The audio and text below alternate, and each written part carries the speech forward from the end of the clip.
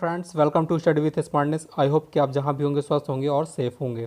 दोस्तों, आज हम इस वीडियो में सूर्यवंश के बारे में पढ़ेंगे। सूर्यवंश। और दोस्तों, हमने पिछले वीडियोस में देखा कि 1540 में कैसे हुमायूं को हराकर शेर शाह सूरी ने सूर्यवंश की स्थापना की थी।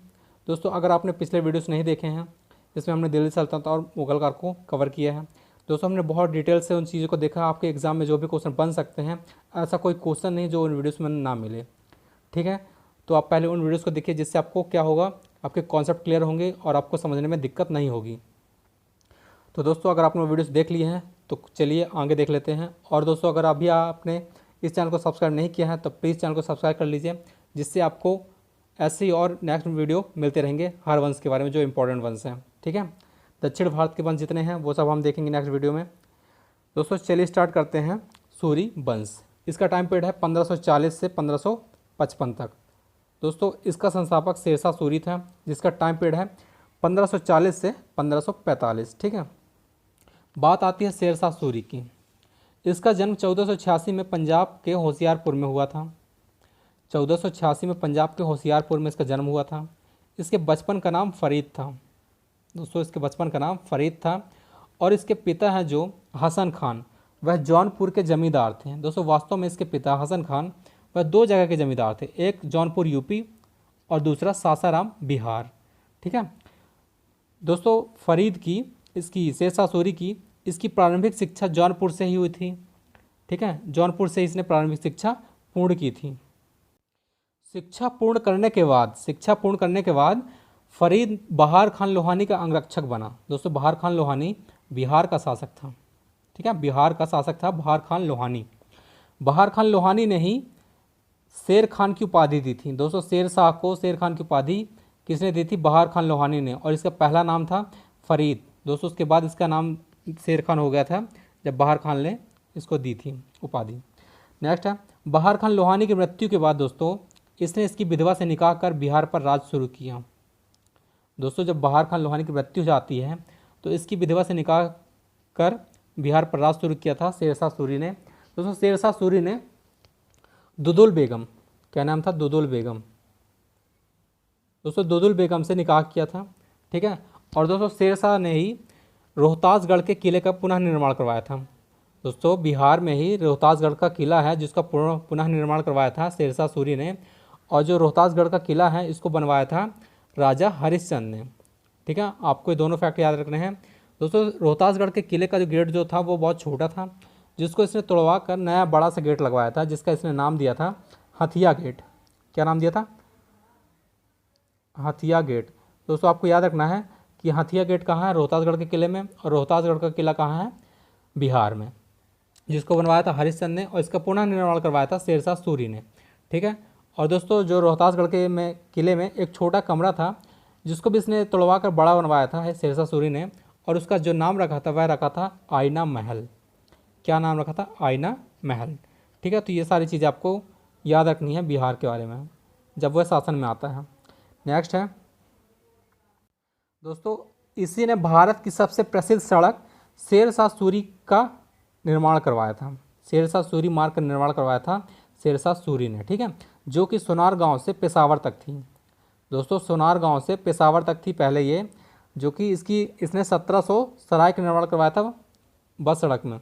दोस्तों, इसने जो सड़क बनवाई थी इसके जो किनारे इसने 1700 सराय का निर्माण करवाया था।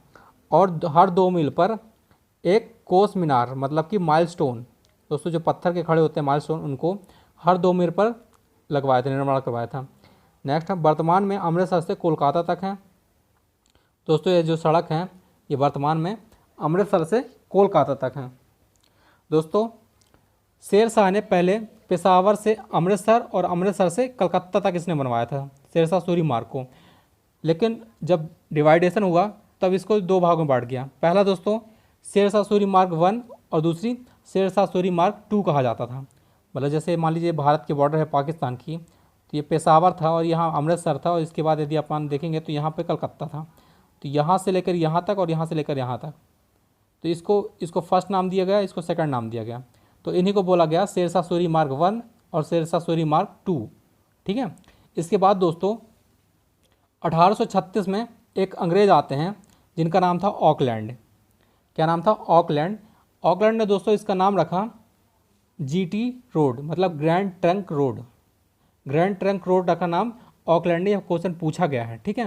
लेकिन दोस्तों इसका नाम जो अभी हाल में कर दिया गया है वह है NH44।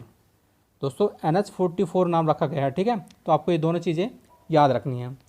नेक्स्ट है, इसके द्वारा चलवाए गए सिक्के को रुपया कहा जाता था जो चांदी के थे, और जो तांबे के सिक्के चलवाए जिन्हें दाम कहा जाता था। दोस्तों जो रुपया इसने चलवाया था वह वर्तमान में 8 कंट्रीज़ में चल रहा है, जो कि है India, Pakistan, Nepal, Sri Lanka, Mauritius, Indonesia, Maldives और सेशेल्स। दोस्तों इस नाम को, जो 8 नाम है, इनको ट्रिक से याद करवाना है, तो इसकी वीडियोस हमने ऑलरेडी हमारे चैनल पर प्रोवाइड कर दी गई है। तो यदि आपको वो वीडियोस देखना है तो आप जाके प्लेलिस्ट में देख सकते हैं, ठीक है। नेक्स्ट है, इसी ने ही दोस्तों शेरशाह सूरी ने ही अपने शासनकाल में डाक सेवाओं का प्रचलन शुरू करवाया था। डाक सेवाओं का प्रचलन शुरू करवाया था। और दोस्तों जो डाक विभाग की स्थापना हुई थी, वो शुरुआत हुई थी वह अंग्रेज़ों के टाइम पे हुई थी, जब कौन था, लॉर्ड डलहौजी का टाइम था, ठीक है। तो हम इसके बारे में हम नेक्स्ट वीडियो में देखेंगे, मतलब आने वाली वीडियो में, जब हमारा आधुनिक भारत चलेगा। तो नेक्स्ट है दोस्तों, शेरशाह सूरी ने ही इसने हुलिया दाग प्रथा को भी अपनाया था। हुलिया दाग प्रथा को भी अपनाया था। दोस्तों पिछले वीडियोस में अगर आपने दिल्ली सल्तनत के वीडियो देखे हैं खिलजी वंश के, तो मैंने आपको बताया था कि अलाउद्दीन खिलजी ने ही हुलिया दाग प्रथा की शुरुआत की थी। दोस्तों इस प्रथा में राजा अपने सभी सैनिकों का हिसाब किताब रखता था, मतलब उनकी ऊंचाई, कद, उनका वजन, रंग रूप, सब इसके बारे में जो जानकारी रखी जाती थी वही कहलाता था हुलिया दाग प्रथा, ठीक है। तो आपको याद रखना है, हुलिया दाग प्रथा की शुरुआत की थी अलाउद्दीन खिलजी ने, जिसको अपनाया था शेरशाह सूरी ने, ठीक है। दोस्तों शेरशाह सूरी ने काबुलियत और पट्टा नामक 2 व्यवस्थाएं चलाई थी। आपको दोनों याद रखनी है, काबुलियत और पट्टा नामक, ठीक है। दोस्तों जो पट्टा था उससे ज़मीन की स्थिति पता चलती थी, मतलब जैसे मान लीजिए नदी है, तो इससे पता चलता था पट्टा से कि जो उसके जो खेत हैं वो ज़मीन नदी से कितने दूर हैं कि पास हैं। अगर दोस्त जो ज़मीन है वो नदी के पास में है तो टैक्स ज़्यादा देना पड़ता था, क्योंकि पानी की भरपूर मात्रा उसको मिलती थी। अगर जो उसका जो खेत है वो नदी से दूर है तो उसको टैक्स कम देना पड़ता था, ठीक है। तो दोस्तों यह निर्धारण होता था पट्टा से। और दोस्तों जो दूसरी प्रथा थी वह थी काबुलियत। तो दोस्तों काबुलियत से यह बताता है कि किसको कितना टैक्स देना पड़ेगा, ठीक है। तो आपको दोनों ही चीज़ें याद रखनी है। और दोस्तों जो शेरशाह सूरी के जो टाइम पीरियड पे जो टैक्स लगता था वह 1/3 लगता था, ठीक है। इसने जो टैक्स लगाया था वह पैदावार पर 1/3 लगाता था। नेक्स्ट देखते हैं दोस्तों, शेरशाह सूरी के शासनकाल में मलिक मोहम्मद जायसी ने पद्मावत उपन्यास लिखा। शेरशाह सूरी के शासनकाल में मलिक मोहम्मद जायसी ने पद्मावत उपन्यास लिखा। दोस्तों पद्मावत, इसके ऊपर अभी मूवी बन चुकी है, शायद आप लोगों ने देखी हो। तो दोस्तों बात करते हैं मलिक मोहम्मद जायसी की। दोस्तों शेरशाह सूरी के दरबार में मलिक मोहम्मद जायसी थे, ठीक है। यह मलिक मोहम्मद जायसी, जिन्होंने दोस्तों 1540 में, कब, 1540 में 3 किताबें लिखी थी दोस्तों। 3 किताबें, पहली थी कौन, पहली थी पद्मावत, दूसरी थी दोस्तों अखरावत, और जो तीसरी थी वह थी आखिरी सलाम। दोस्तों ये तीनों बुक्स अवधी भाषा में थी, पद्मावत, अखरावत और आखिरी सलाम, ठीक है। नेक्स्ट है 1545 में कालिंजर अभियान पर उसका अंत जो है तोप का गोला चलाने के कारण इसकी मृत्यु हो गई थी।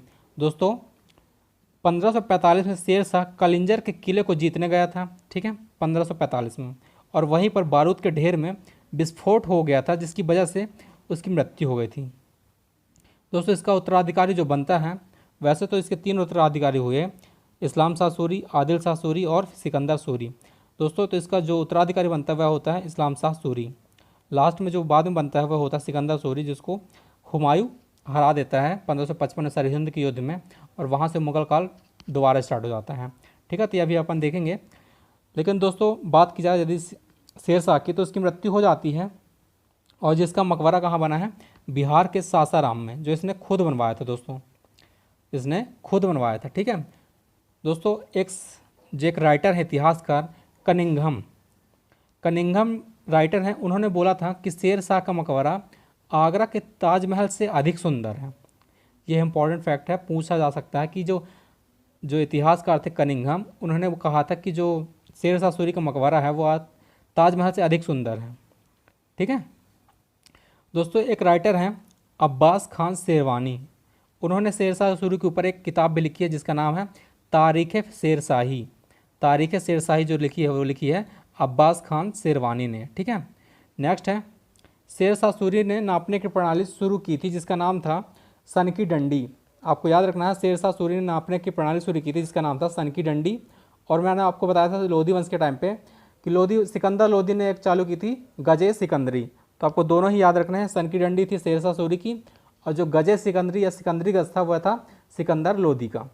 नेक्स्ट है आदिल शाह सूरी प्रधानमंत्री, इसका जो प्रधानमंत्री था वह हेमू था।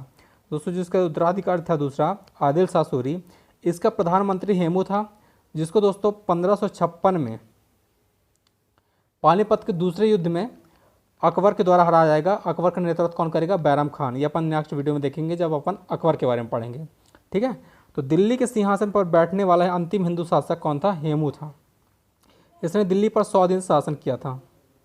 ठीक है, चलिए नेक्स्ट वीडियो में अपन देखेंगे अकबर के बारे में। तो दोस्तों आई होप कि आपको शेरशाह सूरी से जितने इंपॉर्टेंट फैक्ट्स हैं मैंने उन सभी को इस वीडियो में इंक्लूड किया था। अगर आपको ये वीडियो अच्छा लगा है तो प्लीज़ चैनल को लाइक एंड सब्सक्राइब कीजिएगा। और दोस्तों यदि आपको किसी क्वेश्चन में डाउट है या आपको कोई भी क्वेश्चन पूछना है तो आप हमसे बेझिझक होकर पूछ सकते हैं। चलिए दोस्तों मिलते हैं नेक्स्ट वीडियो में, तब तक के लिए धन्यवाद।